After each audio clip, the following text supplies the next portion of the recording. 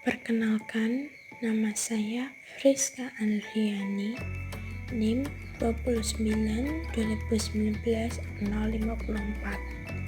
Untuk video kali ini, saya akan mempresentasikan tentang sejarah filsafat. Filsafat, awal kelahiran filsafat, tidak bisa dipisahkan dengan perkembangan atau ilmu pengetahuan yang muncul pada masa peradaban kuno atau Yunani. Perkembangan filsafat ada 4 masa. Yang pertama, masa Yunani. Kedua, masa abad pertengahan. Ketiga, masa abad modern. Dan keempat, masa abad dewasa ini. Masa Yunani. Pada masa Yunani adalah masa periode yang penting dalam sejarah peradaban manusia. Karena saat itu terjadi perubahan pola pikir manusia dari misosentris menjadi logosentris. Misosentris adalah pola pikir masyarakat yang sangat mengenal mitos untuk menjelaskan tentang fenomena alam seperti gempa bumi dan pelangi. Untuk awal kata filsafat sekitar abad 9 sebelum Masehi atau paling tidak 700 sebelum Masehi di Yunani. Berasal dari kata Sophia yang memiliki arti kebijaksanaan.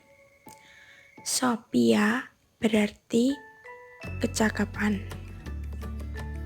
Pada masa Yunani, kepercayaan yang bersifat formalitas atau natural religion adalah kedudukan Tuhan berpisah dengan kehidupan manusia. Mereka berpikir seperti itu karena kebiasaan hidup di alam bebas. Dan ada kepercayaan bersifat rasional atau cultural religion, yaitu Tuhan menyatu dengan kehidupan manusia. Dengan adanya kepercayaan bersifat rasional, membuat masyarakat lebih kritis dan rasional. Setelah kepercayaan itu keluar, beberapa para ahli menemukan beberapa temuan, seperti Thales menemukan geometri dan matematika, Lysippos dan Demokritos menemukan tentang teori materi, Hippocrates menemukan tentang ilmu kedokteran, Euclid menemukan geometri edukasi, Socrates menemukan teori moral, Plato menemukan teori ide, Aristoteles menemukan pengetahuan dunia dan ilmu biologi. Kemudian ada mite kosmogonis, yaitu asal-usul alam semesta, dan mite kosmologis, yaitu asal-usul serta sifat kejadian-kejadian dalam alam semesta. Selanjutnya, abad pertengahan. Pada masa abad pertengahan ini, lahirlah filsafat Eropa, yaitu filsafat yang didominasi oleh agama.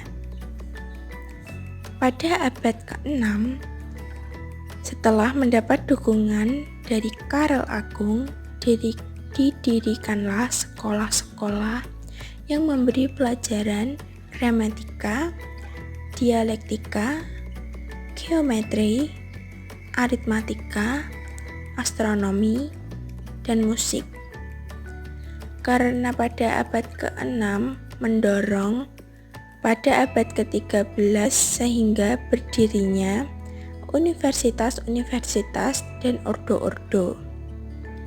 Ordo-ordo tersebut mengabdikan diri untuk kemajuan ilmu dan agama.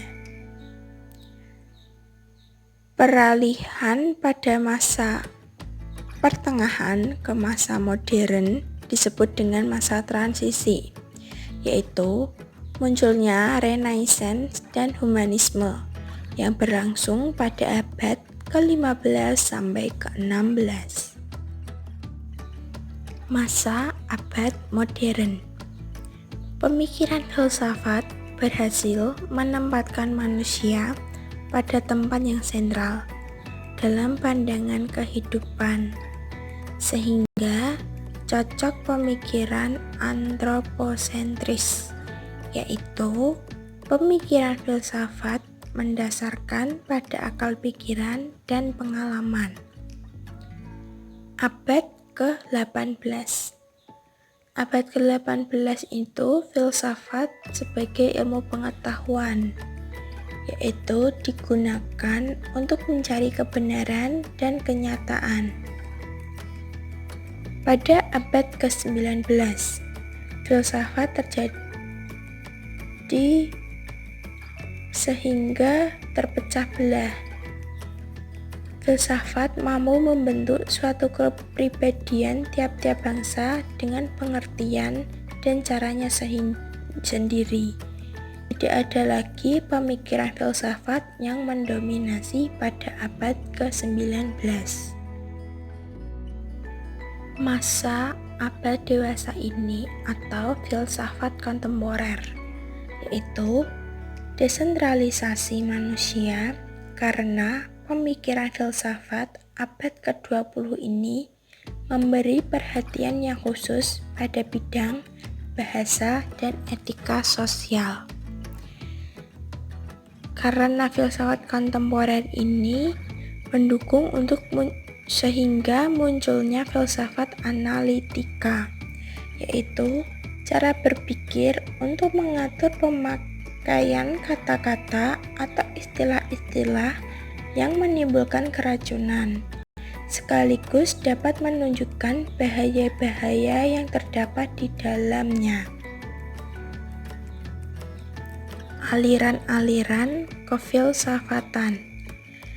Yang pertama terjadi pada pertama abad ke-20, yaitu ada neotomisme, neokantianisme, neohegelianisme, kritika ilmu, historisme, irasionalisme, neovitalisme, spiritualisme, dan neopositivisme. Aliran-aliran kefilsafatan yang terjadi pada awal belahan akhir abad ke-20, yaitu analitika, filsafat eksistensi, strukturalisme, dan kritikan sosial. Manfaat belajar filsafat secara umum menjadikan manusia lebih bijaksana, yaitu memahami pemikiran yang ada dari sisi mana pemikiran itu disimpulkan. Hakikatnya, berpikir secara filsafat dapat diartikan sebagai berpikir yang sangat mendalam sampai hakikat, atau berpikir secara global, menyeluruh, atau berpikir yang dilihat dari berbagai sudut pandang pemikiran atau sudut pandang ilmu pengetahuan. Hoshim 1997. Sekian video presentasi dari saya. Apa ada salah kata, saya mohon maaf. Terima kasih.